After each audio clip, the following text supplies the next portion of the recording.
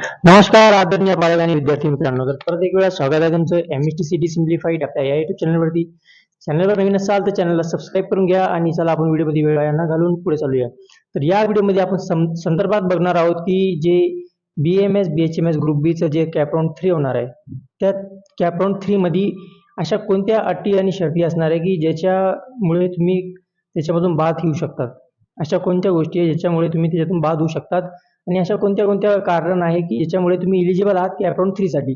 तर सविस्तर एक एक करून हे पण सगळे मुद्दे डिस्कस करणार आहोत. हा व्हिडिओ खूप इम्पॉर्टंट होणार आहे, तर विदाउट स्किपिंग हा बंद व्हिडिओ बघा. जसं मी आता सुरू करतोय की आता बघा कॅपराऊंड 3 ची जी प्रोसेस आहे त्याच्यामध्ये आता पहिला बघा seat not allotted during round 2. म्हणजे आता तुम्हाला साईडमध्ये जे चार्ट दिसत आहे या चार्टमध्ये सविस्तर पॉईंट डिस्कस करायला आहे. हे चार्ट कुठून काढलाय आपण? हे आपण घेतलंय इन्फॉर्मेशन ब्रोंक्युअर मधून. तर ते काय म्हणजे ते इन्फॉर्मेशन ब्रोंक्युअर म्हणजे जे पालक वर्ग आहेत त्यांना सांगू इच्छितो.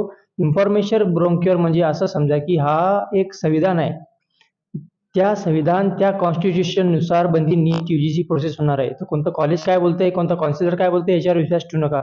जे इन्फॉर्मेशन ब्रोंक्युअर बोलते तेच खरं. तर चला आता आपण बघा, आता साईडमध्ये तुम्ही चेक करून घ्या. ठीक आहे. तर seat not allotted during round 2. तर ज्या मुलांना राऊंड 2 मध्ये सीट अलॉट झाली नाही ते मुलं इलिजिबल आहेत राऊंड 3 च्या काउन्सिलिंगसाठी. ठीक आहे. त्याच्यानंतर आहे seat vacant due to non joining, cancellation by candidate allotted in round 2. तर ज्या वॅकन्सी खाली राहिल्या आहे, ज्या सीट्स वॅकंट राहिल्या आहे कॅप राऊंड 2 मध्ये आणि काही मुलांनी ते सीट जॉईनच नाही केली कॅप राऊंड 2 मध्ये, कॉलेज अलॉट होऊन असूनही, तर ते मुलंही इलिजिबल राहणार आहे कॅप राऊंड 3 साठी. त्याच्यानंतर आहे following types of candidate are eligible for the seat allotment in round 3. ते खाली दिलेले हे जे कॅन्डिडेट्स असणार आहे हे कॅप राऊंड 3 च्या सीटसाठी इलिजिबल असणार आहे. आता ते कोणते कोणते आता बघून घेऊ. आता तुम्ही साईडमध्ये चेक करत राहा. हे इन्फॉर्मेशन ब्रोकरचा मी इथे स्क्रीनशॉट टाकलाय. Registered candidate who did not fill choice filling in round 1 and round 2. अशा रजिस्टर्ड कॅन्डिडेट, असे रजिस्ट्रेशन झालेले कॅन्डिडेट ज्यांनी कॅप राऊंड 1 आणि कॅप राऊंड 2 ची चॉईस फिलिंग भरलीच नाही, तर ते कॅन्डिडेट्स इलिजिबल आहेत कॅप राऊंड 3 च्या काउन्सिलिंगसाठी, प्रोसिजरसाठी. ओके. त्याच्यानंतर दुसरा पॉईंट आहे registered candidate who participate in round 1 and round 2 but did not get any seat allotted in the round 1 and round 2. Okay. असे कॅन्डिडेट ज्यांनी राऊंड 1 आणि राऊंड 2 चं रजिस्ट्रेशन केलं आहे, त्यांचं चॉईस फिलिंग केली आहे, लॉक केली आहे, पण त्यांचं सिलेक्शन राऊंड 1 मध्ये आणि राऊंड 2 मध्ये झालं नाही, तर असे कॅन्डिडेट राऊंड 3 साठी इलिजिबल राहणार आहेत. ओके. त्याच्यानंतर जे दुसरा मुद्दा आहे ते आहे candidates allotted and the joint seat in round 1, round 2 and not fill their status retention. तर याचा मुद्दा समजून घ्या. तर candidate who have not fill the status retention, it's mean that म्हणजे याचा अर्थ असा होते की असे कॅन्डिडेट्स ज्यांना राऊंड 2 मध्ये कॉलेज अलॉट झालं होतं बट त्यांनी रिटेन्शन फॉर्म नाही भरलाय, म्हणजे ते कॉलेजमध्ये जाऊन तिने रिटेन्शन नाही भरलाय, ते बेटरमेंटसाठी जाणार आहेत, पुढे जाऊन खेळू इच्छिता पुढचे राऊंड, तर ते मुलं इलिजिबल राहणार आहे. सोबत समजा ज्या मुलांनी रिटेन्शन भरलं नाही, रिटेन्शन म्हणजे काय, तुम्ही कॉलेजमध्ये सीट फिक्स केली नाही म्हणजे तुम्ही इलिजिबल आहात कॅप राऊंड 3 साठी. चला ओके. याच्यानंतर candidate who have registered in round 3. ज्या विद्यार्थ्यांनी राऊंड 1 राऊंड 2 मध्ये रजिस्ट्रेशन केलंच नव्हतं आणि त्यांनी राऊंड 3 मध्ये रजिस्ट्रेशन केलंय नव्यानं, असे कॅन्डिडेट्स इलिजिबल राहणार आहेत असं कोण म्हणतंय? इन्फॉर्मेशन ब्रोंक्युअर असं सांगतंय. ओके. इन्फॉर्मेशन ब्रोंक्युअर. ओके. याच्यानंतर आता दुसरा मुद्दा बघा. आता candidates will have to fill fresh preference for the round 3. All previous preferences will be considered as null and void. याचा अर्थ समजून घ्या. म्हणजे ज्या विद्यार्थ्यांनी कॅप राऊंड 1 2 मध्ये प्रेफरन्स फॉर्म भरलाय, प्रेफरन्स लॉक केलाय, त्यांना कॉलेज अलॉट नाही झालाय, आता कॅप राऊंड 3 साठी ते जाऊ इच्छिता, पण आता कॅप राऊंड 3 चं प्रेफरन्स फॉर्म भरणं त्यांना अनिवार्य आहे. Without filling the preference form of round 3, they are not eligible for the participation and the seat allotment. Okay. म्हणजे तुम्ही आता असं समजा की तुमचे जे मागचे प्रेफरन्स फॉर्म तुम्ही जे भरले राऊंड 1 राऊंड 2 मध्ये, ते नल अँड व्हॉइड, त्याचा काही अर्थ राहिलेला नाही, आता त्याचं काही महत्व राहिलेलं नाही. ते आता ते राऊंड खतम झालंय, त्याच्यामुळे ते कन्सिडर नाही केलं जाणार पुढच्या राऊंड मध्ये. तुम्हाला इम्पॉर्टंट आहे पुन्हा रजिस्ट्रेशन करणं. पुढे चालून इम्पॉर्टंट मुद्दा आहे आता. ठीक आहे. एक सेकंड. एक सेकंड, जस्ट एक सेकंड. आता मी PDF बघत आहे. ठीक आहे. याच्यानंतर पुढचं एक सेकंड बस. ठीक आहे. आता बघा. registered candidate who participate in round 1 round 2 but not get any seat allotted in round 1 round 2 असे कॅन्डिडेट ज्यांनी राऊंड 1 राऊंड 2 चा फॉर्म भरलाय बट त्यांना सीट अलॉट झाली नाही ते इलिजिबल राहणार आहेत. ओके, तर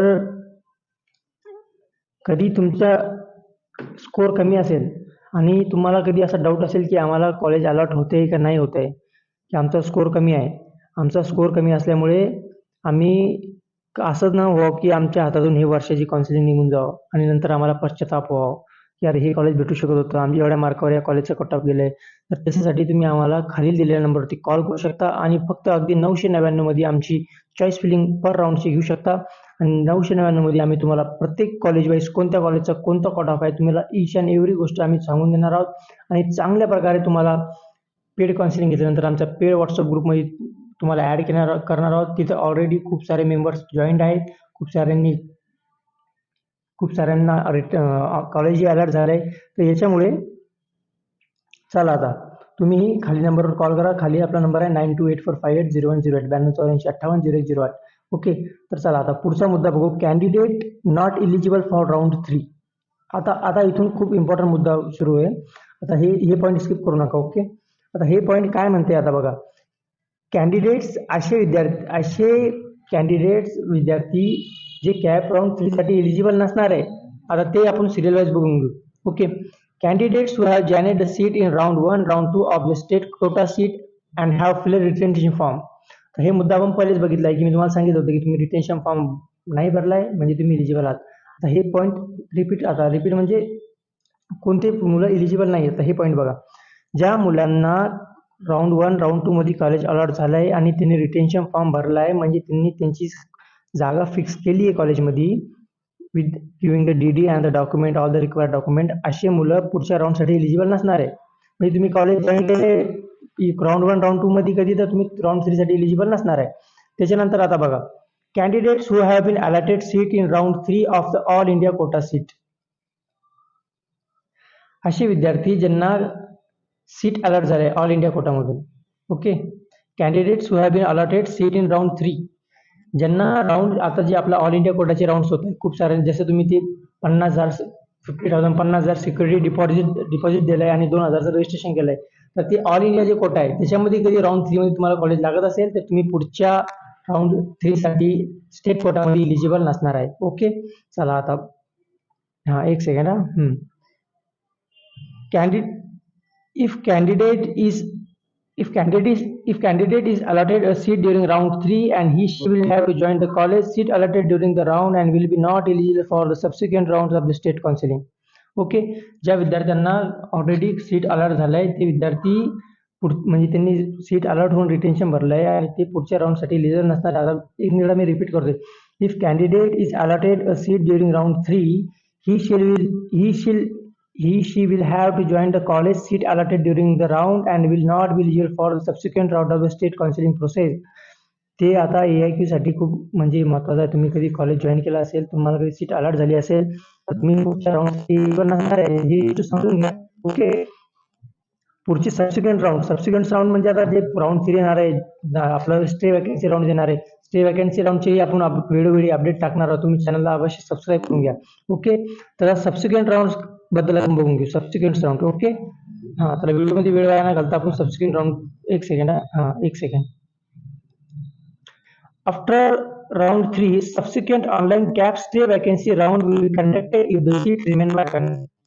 ओके, कॅप राऊंड 3 नंतर कधी सीट वॅकंट झाल्या आहेत तर ते स्टे वॅकन्सी राऊंड घेणार आहे. तर स्टे वॅकन्सी राऊंड म्हणजे आता कॅप राऊंड 3 संपलाय, काही कॉलेजमध्ये सीट वॅकन्स आहे तर ते सीट प्रोसिजर कंप्लीट करण्यासाठी ते काय करणार आहे, स्टेट वॅकन्सी राऊंड घेणार आहे. तर याच्यासाठी तुम्ही आमच्या चॅनलवर सबस्क्राईब करून घ्या नवीन असाल तर, कारण की वेळोवेळी आपण स्टेट वॅकन्सी राऊंडची अपडेट देणार आहोत. ओके, चला आता ठीक आहे. आता online cap stay vacancy round procedure for the cap stay. चला, हे व्हिडिओ इथं संपतंय, कारण की आता आपण संपूर्ण जे कॅन्डिडेट इलिजिबल असणार आहे, सगळ्या नियम अटी आणि शर्ती जेही असणार आहे कॅप राऊंड 3च्या, हे आपण सगळ्या बघितले आहे. तुम्हाला कधी काही डाऊट आला असेल, तुम्हाला पेड काउन्सिलिंग जॉईन करायची असेल, तुम्ही कॉल करू शकता. अगदी 999 मध्ये तुम्ही प्रेफरन्स फॉर्म भरून घेऊ शकता. तुमचे काही पर्सनल डाऊट असतील तर आम्हाला कमेंट सेक्शन मध्ये व्हॉट्सअप लिंक दिलेली आहे. आमचा व्हॉट्सअप ग्रुप आहे.